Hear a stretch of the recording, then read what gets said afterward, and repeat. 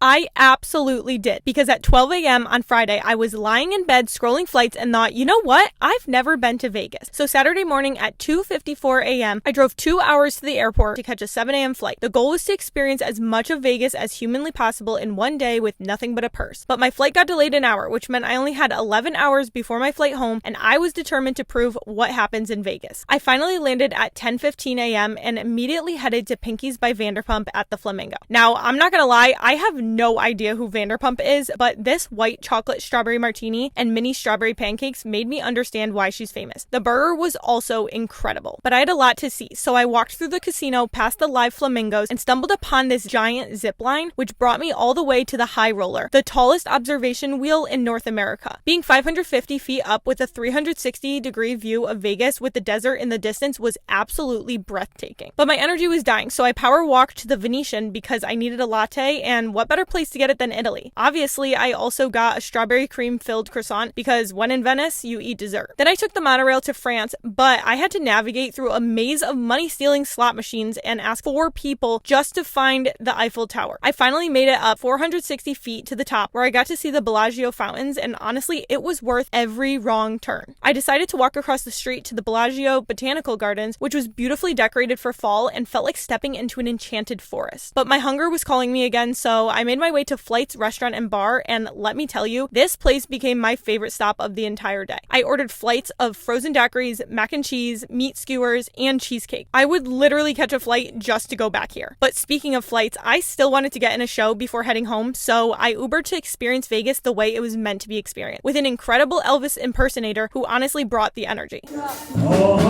After the show, I made it to the famous Welcome to Las Vegas sign for the obligatory photo, but by this point, it was finally dark and these heels weren't made for walking. So I decided the best way to explore the rest of the strip was from above. And let me tell you, seeing Vegas lit up at night from the sky was totally worth the stress of almost missing my flight, because I had only 30 minutes now to make it back to my gate for last boarding call. I made it to the airport at 8:30 p.m. and hustled through the airport just as they were calling final passengers to board. Relief washed over me as I collapsed into my seat. I freshened up and settled in for the flight home. But I don't know what was in that coffee, because I didn't sleep a wink on the way back and I was absolutely exhausted. But my phone was draining faster than my energy, and after already using up my entire portable charger earlier, my phone was about to die again. But I landed and made it to the shuttle, getting back to my car at 5:41 a.m. with 3% battery left. I immediately plugged in my phone and threw those heels off. As I drove back, God blessed me one last time with a beautiful sunrise, and I finally made it home at 7:43 a.m. and crashed into my bed at 7:57 a.m., exactly 29 hours after this whole adventure started. Let me know in the comments where you think I should go next, and follow for more spontaneous chaos.